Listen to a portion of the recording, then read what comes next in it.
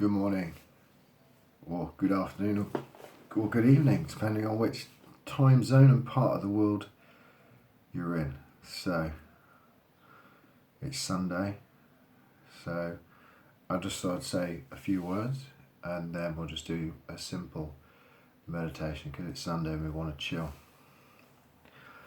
Now, I'm sharing these simple techniques. It's been distilled from various traditions that I've studied over the last 30 years. I've tried to absorb everything: Taoism, shamanism, Eastern mysticism, Buddhism, Hinduism. I've even read the Bible, the Quran, the Bhagavad Gita, all sorts of books, and science, and existential atheist philosophy. I truly believe in the right of anyone to have freedom of ideas and beliefs. I strongly support anybody who's an atheist. I strongly support people who are religious and people who are into philosophy. It's that right of freedom to be who you are. I take a mystical, spiritual view of life and the earth and the cosmos, but it doesn't mean I'm right. It's just my perceptive filter. At the end of the day, it's just I like mythology and Norse gods and Greek gods and Hindu gods. It's how I approach life, and it's just my way. But I've got some friends who are ardent atheists, and that's fine as well because I love Jean-Paul Sartre, existentialism. So yeah, I just wanted to say that first of all, and then the second thing I wanted to say is, in my tradition, which I'm not trying to sell at all. In fact, I don't want anybody to follow my tradition. I follow it because I love it. My wife doesn't follow it.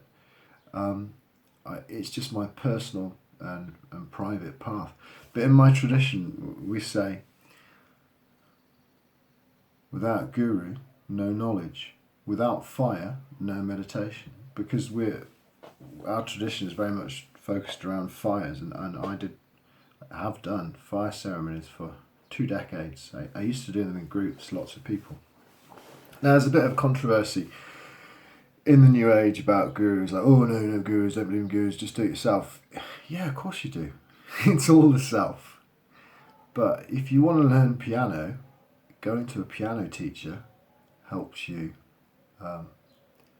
to develop. Yeah, you could learn it yourself, but a piano teacher might just speed you up a little bit. And it's the same with spirituality.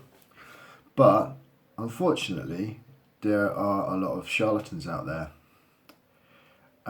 So in one breath, people are slagging off the whole tradition of the guru, which goes back centuries. I've got a great deal of respect for it. I mean, the true tradition. I'm not talking about charlatans and people monetizing it and people abusing women and all this sort of bollocks.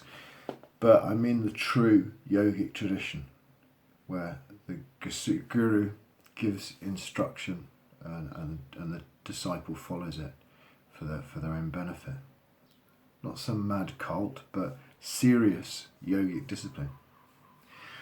Now, at the other end of the spectrum, you've got people that go to places like India or Peru, and they go there for a few months and they come back and they're calling themselves shamans and gurus and charging hundreds, if not thousands of dollars. Take it from me. If you want to develop yourself spiritually on a personal, on a mental, emotional, spiritual level, it shouldn't cost lots of money. Now, everybody has to earn money. Yes. So if you've got a yoga teacher, meditation teacher, they have to earn money and they need to charge, which is fine. But I'm talking about people that are charging large amounts of money and capitalizing spirituality. I'm not talking about your honorable yoga teacher, meditation teacher, healer, alternative therapists that are earning a living, but I'm talking about people that are fleecing others very, very high charges. Shouldn't be like that. I did actually pay to study contemporary shamanism and Eastern mysticism in in 93, 94 with Kenneth Meadows, and he was a journalist most of his life, and his books were really well researched, so I really enjoyed that. And I felt like the money that I paid for that year was a good investment, because it gave me a great grounding in understanding the concepts of mysticism and esoteric practices. And lastly, I'm chatting a lot because it's Sunday and it's chilled out Sunday. Gurus. Well, I've met in my life probably 3 what I would call bona fide gurus. And that was Amaji from Kerala, the famous Indian saint. Sri Vishnudatta Mishra, who's no longer with us, that was my fire guru, a very highly respected sage in Rajasthan. And Sri Trilok Singh, or Muniraj, who's no longer with us, and he was another highly respected sage and yogi. Now, the common characteristic of those 3 people, they talked very, very little. They shone. They had like a golden light shining from them.